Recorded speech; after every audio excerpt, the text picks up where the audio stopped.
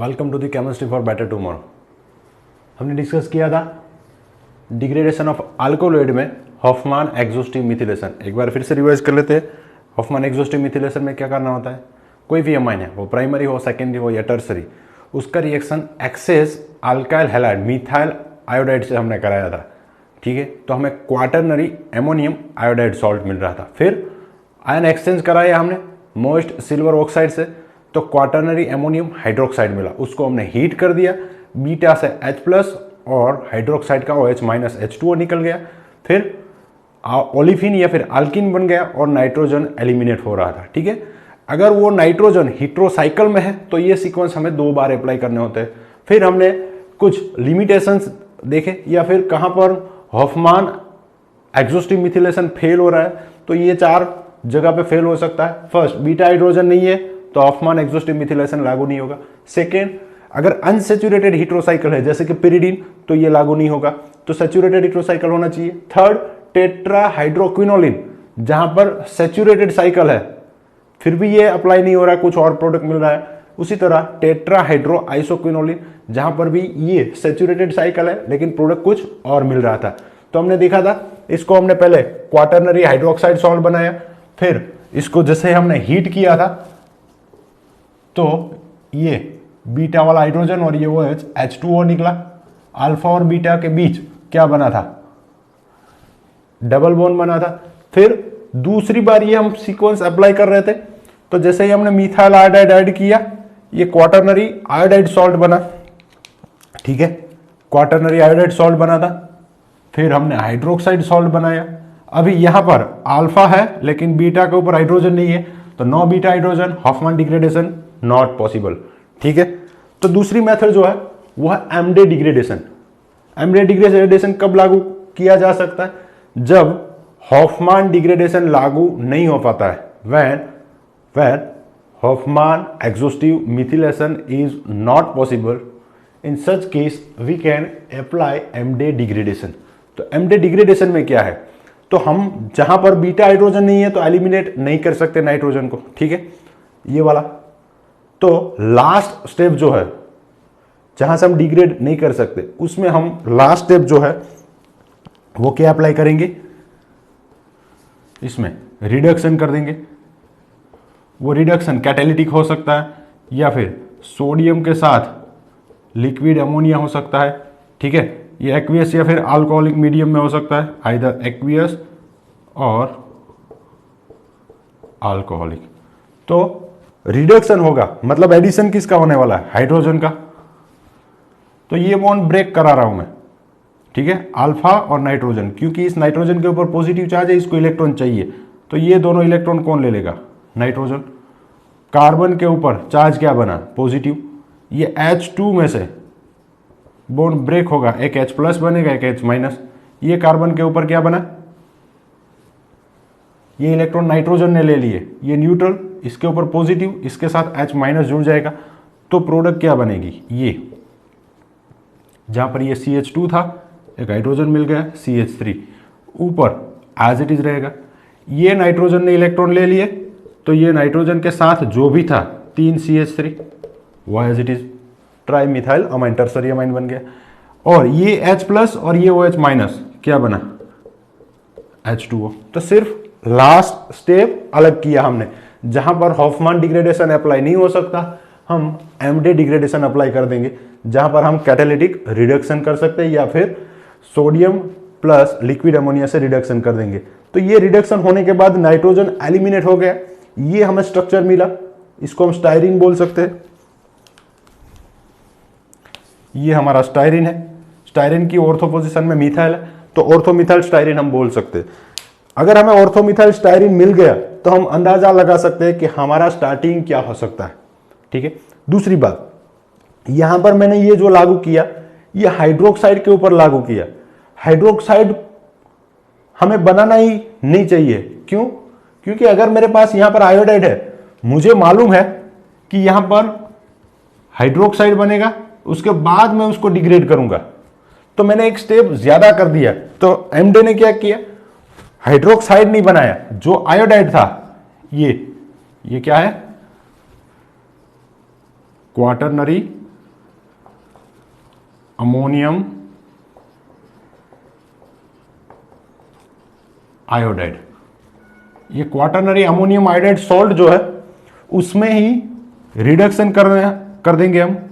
ठीक है, मान लो मैंने सोडियम प्लस लिक्विड अमोनिया से रिडक्शन कराया तो हाइड्रोजन का एडिशन होगा, बॉन्ड यहां से ब्रेक होगा, नाइट्रोजन के ऊपर पॉजिटिव चार्ज है, ये दोनों इलेक्ट्रॉन नाइट्रोजन ले लेगा, तो क्या बना ये NCH3 थ्राइस। फिर ये कार्बन के ऊपर क्या बना पॉजिटिव चार्ज, ये पॉजिटिव के साथ H माइनस जुड़ जाएगा,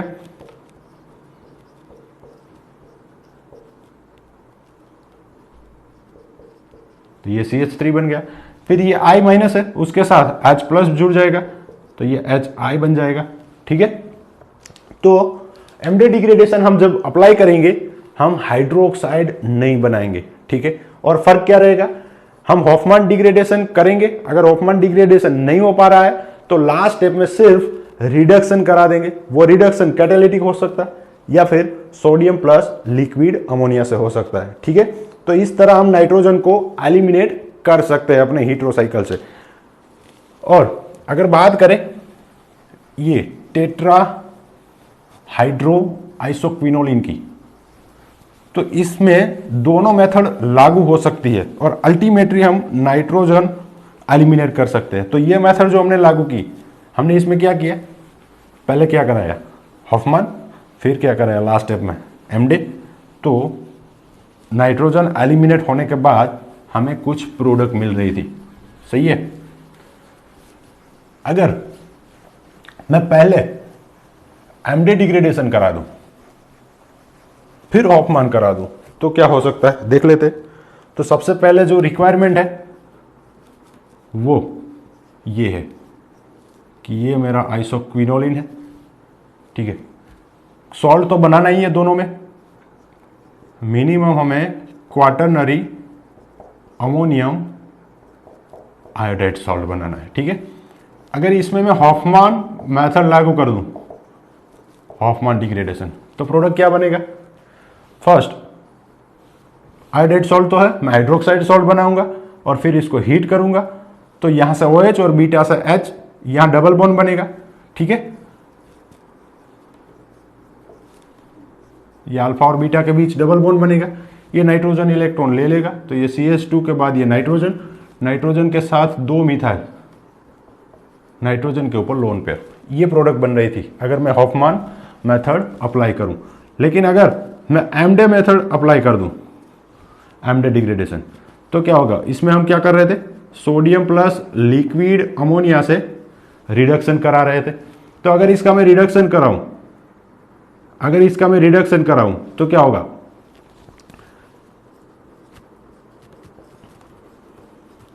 ये बॉन्ड ब्रेक होगा, इसको एक हाइड्रोजन मिल जाएगा तो ये बन गया CH3, इसको भी एक हाइड्रोजन मिल गया तो ये HI बाई प्रोडक्ट हो गया।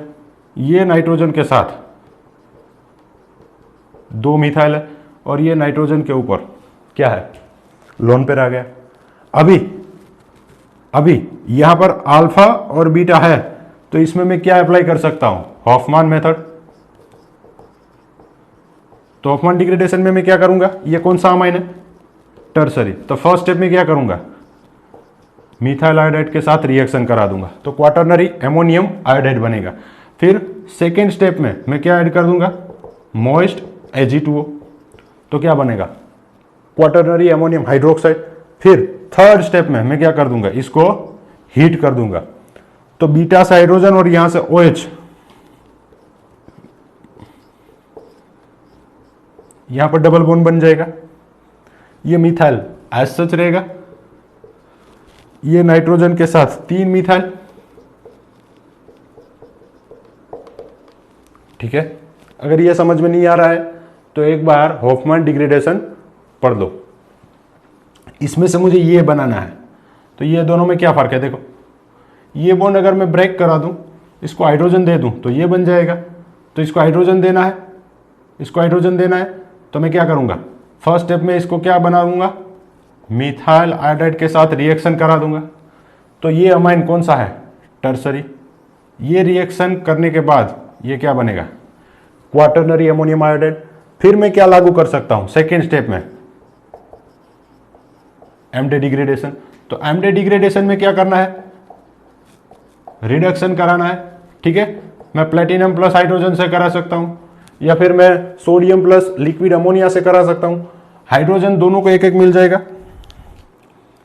ये तो 3 नाइट्रोजन बन गए यहां, ठीक है।